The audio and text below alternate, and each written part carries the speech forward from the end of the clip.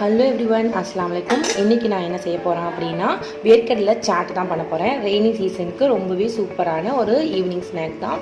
வாங்க ரெசிபிக்குள்ளே போகலாம்.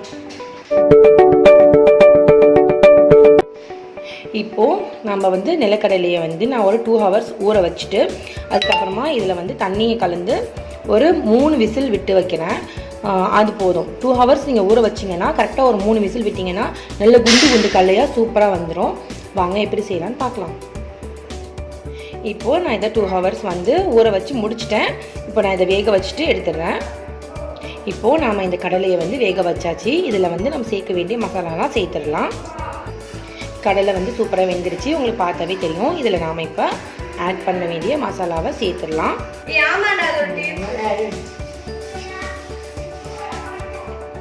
இதில் இப்போது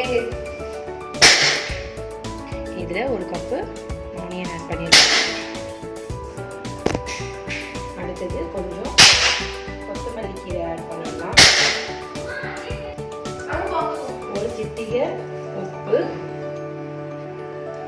அடுத்தது 1 ஸ்பூன் சாட் மசாலா ஆட் பண்ணிடலாம். ஒரு 1/4 ஸ்பூன் மிளகாய்த்தூள் ஆட் பண்ணுறேன். வேணாம், பசங்களுக்கு பிடிக்கலன்னா இதை ஆட் பண்ண வேணாம். இவ்வளோதான். இது நல்லா இப்போ கிளறிடுங்க.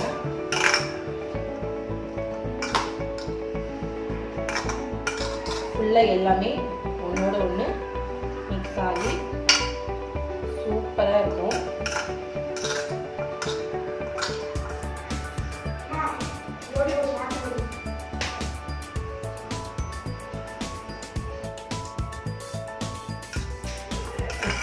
சூப்பரான நம்மளோட வேர்க்கடலை சாட் ரெடி ஆகிடுச்சு. ஈவினிங்க்கு டீயோட இதை சேர்த்து சாப்பிட்டா செமையாக சூப்பராக இருக்கும். கண்டிப்பாக இதை நீங்கள் ட்ரை பண்ணி பாருங்கள். நான் இதை கேசரியும் இதுவும் வச்சு ஒரு சூப்பரான ஒரு காம்போ ரெடி பண்ணேன். கண்டிப்பாக இதை நான் அப்லோட் பண்ணுறேன். என் சேனல் உங்களுக்கு பிடிச்சிருந்துச்சுன்னா மறக்காமல் வஹீதாஸ் கிச்சனுக்கு சப்ஸ்கிரைப் பண்ணுங்கள். தேங்க்ஸ் ஃபார் வாட்சிங்.